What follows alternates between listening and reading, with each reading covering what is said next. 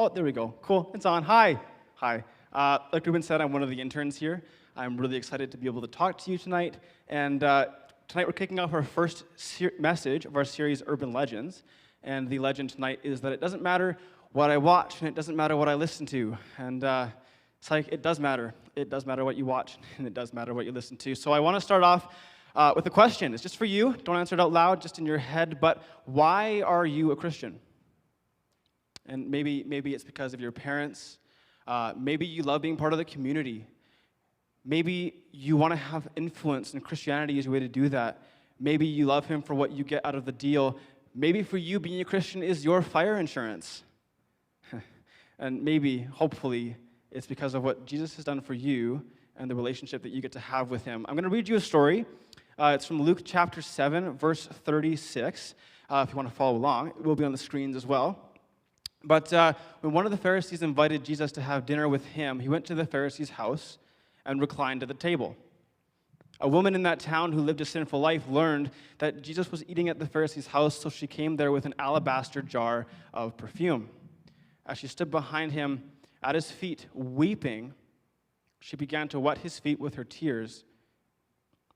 Then she wiped them with her hair, she kissed them, and poured perfume on them.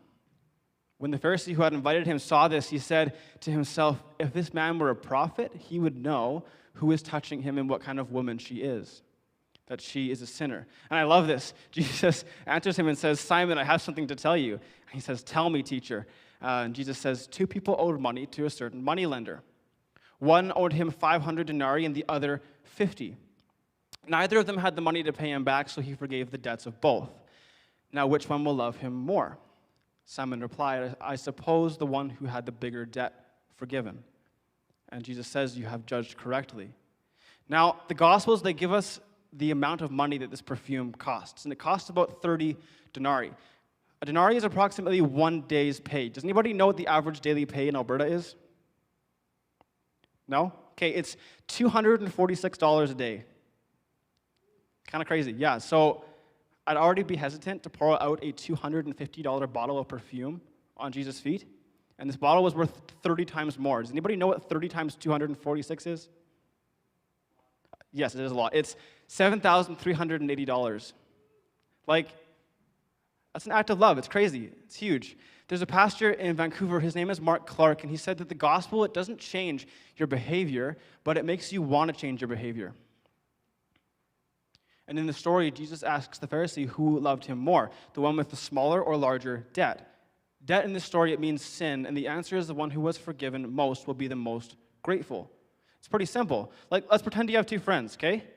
Awesome, I hope you have 2 friends, but let's say you're at McDonald's and you want to do something nice for them, and you just want a gift card from Hope City Youth, and you think, man, I want to spend this on someone else. Hypothetically, because we all know that we're going to use that to buy ourselves 2 junior chickens, 2 McDoubles, extra large coffee, and a large fries. Not that I ordered that yesterday. But 2 friends, you buy one a drink and you buy one a whole meal. Who's going to be more thankful? The one who got the whole meal, right? I mean, they should both be grateful. But I think you see where I might be going with this. What if when you bought them McDonald's, they expected it? And they didn't say thank you, and they didn't show you any gratitude. They just responded by saying, yeah, I've been a pretty good friend lately, and frankly, I deserve it. You'd probably be a bit disappointed and a bit sad. And it should hurt a little bit, and it would make you not really want to do anything nice for that friend ever again. How sad do you think it makes God when we don't show him gratitude? And how much greater is Jesus dying on the cross and forgiving our sins than us buying our friend McDonald's, that we'd already be ready to tell our friends to screw off if they treated us like this? So don't you think it's important to show God that we love him and show him that we're thankful? And that's what I really want to get at today. And like I said before, God forgiving us, it doesn't mean that we instantly change, but it makes us want to change. Jesus was once asked what the greatest commandment is, and he said, to love the Lord your God with all of your heart, with all of your soul, and with all of your mind. And okay, great. If this is how I show God gratitude, how do I do that? How do I love God with my heart, my soul, and my mind? Jesus also says in Matthew verse 6:22 that the eye is the lamp of the body. If your eyes are healthy, your whole body will be full of light. But if your eyes are unhealthy, your whole body will be full of darkness. So great, the eye is the lamp of the body. When I read that, I was confused. It's like, cool, Jesus, lamp of the body. Great. What does that mean? And he says that when our eyes are healthy, then we're full of light. When our eyes are unhealthy, we're full of darkness. And it's really simple to understand. What you have to do is think of your eyes like a window. Pretty simple. Like, think about your house. When you open the curtains, the whole house is bright, right? Why? Because the sun is shining. And we feel so good because of the vitamin D. And well, in our spiritual life, it's the same thing. Just like we need vitamin D to be healthy, our spirit needs vitamin G. I know that's pretty cringy, but we need God. Thank you for the laugh. I appreciate it. That's great. Have you ever had those times when you felt like the sun is not shining and like God is not present? And it's because we don't let the sun shine in because we've tainted our window. How? It's through what we spend our time on. So pull out your phone. Yep, right now you can do it. Look at your weekly screen time report. Yeah. Oh, no. How many hours were you on TikTok? And how many hours were you on social media, just in general? How many hours were you on Netflix, Disney Plus, or Amazon Prime? And how many hours were you on the Bible app? Do you have the Bible app? You might be thinking, like, so what, Jason? It doesn't make a difference. What does it matter? And it matters because these things taint our window. So I'm going to get Ruben to come on up here and give me a hand. And so everybody welcome Ruben to the stage. That was really lame. Welcome Ruben to the stage. Come on. He's going to give us a hand and look at some examples. So let's say you're on Instagram, okay? And you post something, and man, it's like the cutest or the coolest picture that you have, and then you post it, and you wait, and you wait, and you keep waiting, and you only got half the likes that you wanted, and now you're anxious, and you're thinking that you need to act different or look different or say the right things so that people like you, and your anxiety begins to rise, and just like that, you tainted a window pane. And then you see your friend's picture, and they look way better, prettier or stronger than you, and they have twice the likes and tons of comments, and now you feel like you're not good enough. And it's the same thing when you go on TikTok and you compare yourself and you see that you don't measure up to other people because maybe your clothes aren't right, or maybe you don't have the right brand of makeup, or your muscles aren't as big, or you're not as popular, and it hurts our self-esteem.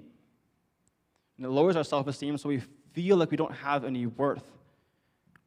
Someone once said that the music we listen to, it determines how we feel. And it's true. Music actually determines your mood.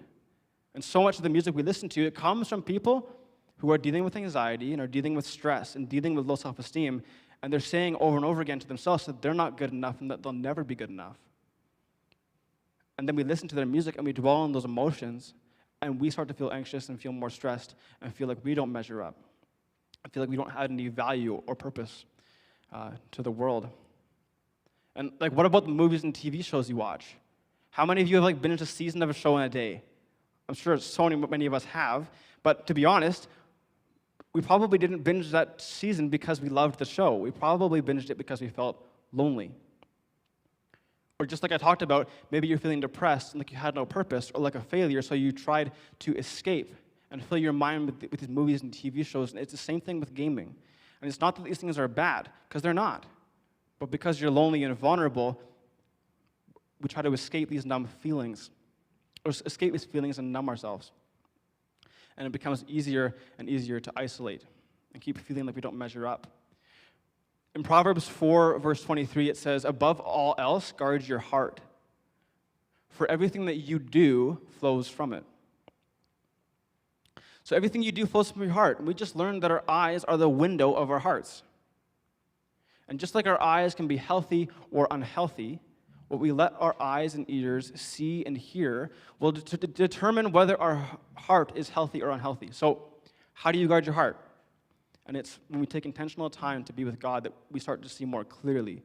So that when you post on social media and it's not getting the likes or comments that you wanted, you don't have to be anxious because your identity is found in Jesus, not in how you look online.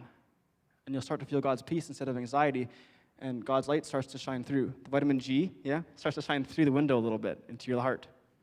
So that when you're scrolling through Instagram and TikTok and you start comparing yourself to other people, you can latch onto the truth that your worth, it comes from God. That you are His child and that you are inherently valuable, for you are created by Him and you are fearfully and wonderfully made, and more of God's light shines through. So that when you feel depressed or down on yourself, thinking that you have no purpose in life, God reminds you that He has plans for you, plans not to harm you, but to give you a future where you are in relationship with your Creator. So that when you're feeling alone and you try to escape your pain, you realize that God is right there with you. And He's the friend who never leaves, and He never left, and He's standing right there beside you. So thanks, Ruben. Appreciate it. It's awesome. Let's give Ruben a hand. Big help. Appreciate it. So it's important to guard your heart for your own well-being. But there's also another side that I want to just touch on briefly. If everything flows from your heart, and your heart is full of darkness, what are you giving to those around you? How are your actions affecting your relationship with your friends, with your parents, with your siblings? Are you unintentionally hurting people through your actions? When we don't guard our heart, it becomes much easier to be full of pride instead of being humble. It becomes much easier to be greedy or selfish instead of being generous and kind. It becomes easier to be jealous of people when we should really be content. It becomes easier to hate someone rather than love them, and it becomes easy to get angry or frustrated with people when God wants us to have peace. In Romans 12, verse 2, Paul says, "Do not conform to the pattern of this world, but be transformed by the renewing of your mind. Then you'll be able to test and approve what God's will is, His good, His pleasing, and His perfect will." So much of what we fill our minds with, whether it's social media, music, movies, games, if it's not from God, it's a temptation to conform to the pattern of the world. And this includes all these things I just talked about, like jealousy, pride, selfishness, anger, unforgiveness, or hate. And the problem is, we don't notice when we start conforming to the pattern of the world. Like, has anybody here been to a movie theater on a Saturday at 2 p.m.? For a matinee movie? Like, it feels wrong, right? Like, you walk into the theater and it's so bright outside, and you walk in, and at first you can hardly see. But then your eyes adjust, and you can see just fine. So you walk back outside, and you're almost blinded because of how bright the sun is.